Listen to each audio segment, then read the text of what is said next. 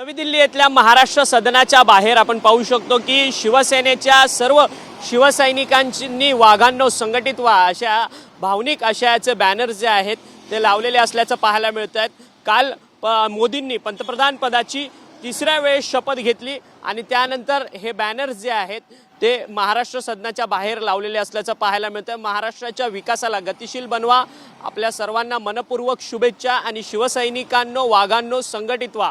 शिवसेना आपण पाहिली की शिवसेनेमध्ये फूट पडल्यानंतर दोन गट निर्माण झालेले होते, अर्थात शिवसेना बाळासाहेब उद्धव ठाकरे यांचा गट आणि दुसरीकडे शिवसेना शिंदे गट, अर्थात दोन्ही गटांनी वेगवेगळी लोकसभेची निवडणूक लढली आणि आपापल्या पद्धतीने ताकदीचं शक्ती प्रदर्शन केलं।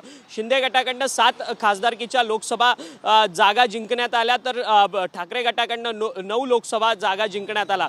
अर्थात एक भावनिक साथ जी आहे ती अनोळखी व्यक्तींनी या संपूर्ण बॅनरच्या माध्यमातून दिलेली असल्याचं पाहताय। नवी दिल्लीमध्ये शिवसैनिकांनो एकत्रित व्हा असा भावनिक संदेश जो आहे तो या सगळ्या बॅनरच्या माध्यमातून देण्यात आलेला आहे, कारण की दोन गट जर एकत्र झाले तर शिवसैनिकांची ताकद शिवसेनेची ताकद मोठ्या प्रमाणात वाढेल। त्यामुळे शिवसैनिकांनो एकत्रित व्हा अशा आशयाचे भावनिक बॅनर्स जे आहेत ते महाराष्ट्र सदनाच्या बाहेर लावलेले असल्याचं आपल्याला पाहायला मिळत आहे।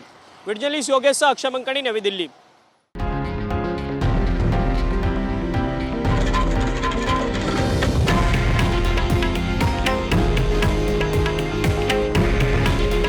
हे आहे देशातील नंबर 1 न्यूज नेटवर्क आणि आपण पाहत आहात TV9 मराठी। काळजी तुमची, हित महाराष्ट्राचं।